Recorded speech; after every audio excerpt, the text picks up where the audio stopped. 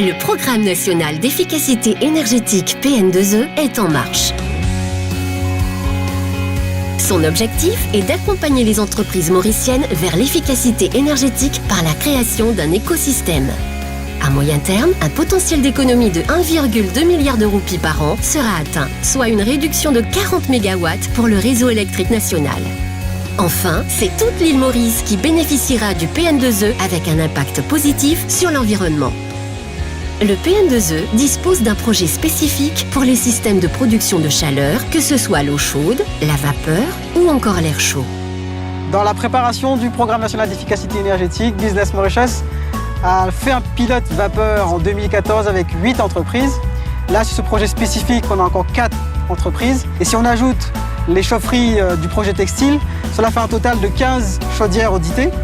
Et sur ces 15 chaudières, on note qu'il y a 4 qui fonctionnent au charbon et 11 au fioul lourd. Les entreprises ont un intérêt à faire des économies d'énergie puisque cela va réduire aussi leur impact environnemental parce qu'ils utilisent des sources combustibles avec un impact fort sur les émissions de gaz à effet de serre. Si on se concentre sur le PN2E vapeur de 2017, les 4 entreprises partenaires sont des sites industriels pour la production d'alcool, la fabrication de thé et le raffinage d'huile alimentaire.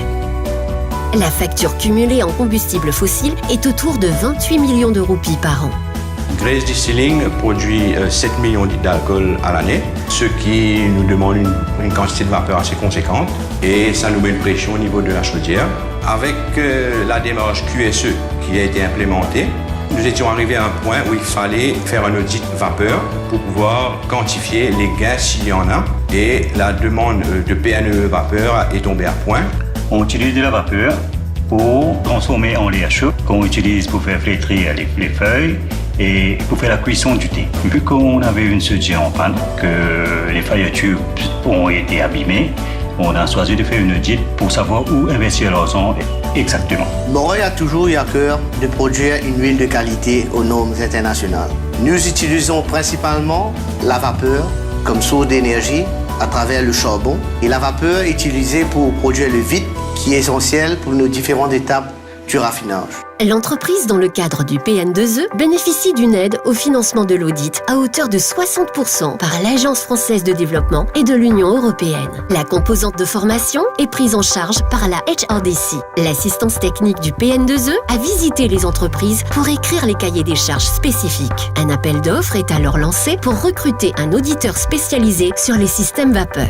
Ces entreprises et les dirigeants de ces entreprises ont compris que l'énergie était une matière première comme les autres qui entre dans le processus de fabrication et en fait qu'il fallait la traiter comme les autres et rechercher effectivement des économies sur cette matière première. L'audit consiste à inspecter les installations et d'effectuer une phase d'instrumentation pour mesurer et suivre la production, la distribution et l'utilisation de la vapeur. L'analyse des relevés ainsi que les discussions avec le personnel permettent à l'auditeur de dresser des pistes d'économie d'énergie. Pendant la phase d'audit, nous avons eu une interaction vraiment positive entre l'auditeur et notre personnel du département de la maintenance et aussi avec d'autres acteurs dans l'usine. Il y a des actions que nous avons immédiatement mises en place et suivre les conseils de l'auditeur et ça nous a aidé beaucoup. Le rapport est génial parce que franchement, on n'avait jamais mesuré la puissance des vapeurs, le tonnage, le tout.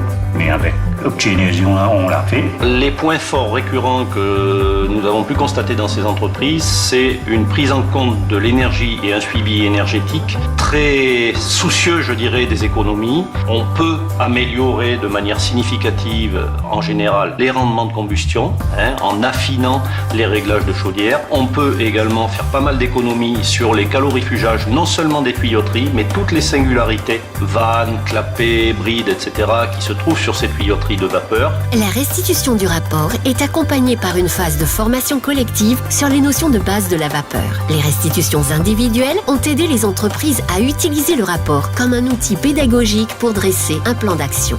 Il y a certains postes de perte d'énergie qui ont été mis en lumière, mais malgré tout, il y a encore des postes qui sont recommandés pour des économies et cela représente 10% de la facture annuelle de charbon. J'estime que cet audit a été d'un très bon niveau et aussi très professionnel. Dès le départ, on a trouvé des failles dans notre système de distribution de vapeur et aussi des déficiences dans nos purges. Et déjà, nous avons trouvé que l'arrêt hebdomadaire était contre-productif.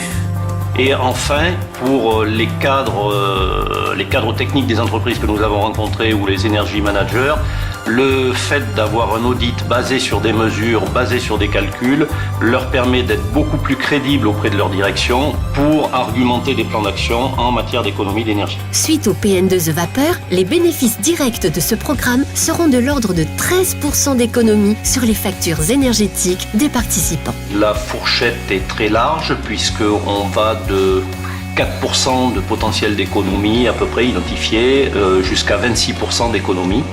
Les retours sur investissement de ces économies sont relativement à court voire moyen terme, c'est-à-dire qu'on a une moyenne qui se situe entre 2 et 5 ans pour ces opérations. Et avec l'implémentation des recommandations, nous allons réaliser des économies substantielles. Et je pense que les entreprises devraient accueillir ce genre d'audit les bras ouverts parce que c'est très intéressant au niveau économique et environnemental. Franchement, on a eu des résultats bien positifs. Mais malheureusement, on voulait éliminer du chaudière pour convertir de la vapeur en chaleur pour avoir un générateur de chaleur directement. Mais par le jour, on ne peut pas le faire. En effet, au-delà des économies d'énergie possibles, un autre retour d'expérience du PN2E Vapeur est que l'industrie mauricienne est pénalisée par l'offre de combustibles disponibles par rapport aux entreprises à l'international. Le constat où on aurait un besoin spécifique de biomasse ou de gaz naturel doit vraiment être réfléchi en partenariat secteur privé, secteur public, pour qu'une entreprise puisse bénéficier à l'échelle nationale d'une filière construite et intégrée sur ces sujets de combustible.